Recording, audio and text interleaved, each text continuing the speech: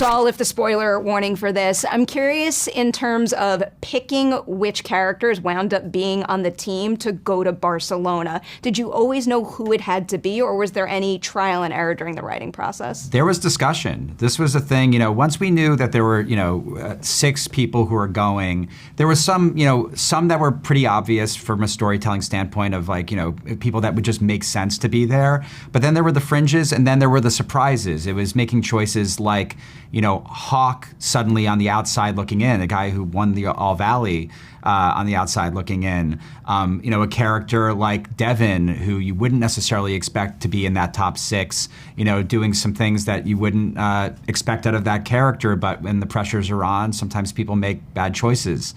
We loved having, with episode 4, we were able to sort of shine a light on a lot of those fringe characters there. You have the Kenny storyline, you had Anthony, you had Devin, you had Dimitri. There's a fine line. Yeah, he's almost Dimitri. He's basically the same guy.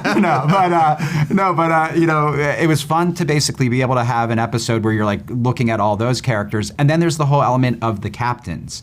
And one of the things that we love about this season is it's the senior year of high school for most of these kids, and they're entering the real world after that, entering college or wherever they're going to be going in the aftermath, and feel those real life pressures that teenagers go through. And when they have something like a world karate tournament in front of them, the kinds of pressures and importance that they may put on this thing may be supersized and oversized to the reality and the long path you have in life. Be harder to walk away, but I get to come back, so it's okay. Thank you, guys. We'll see you later. Thank you.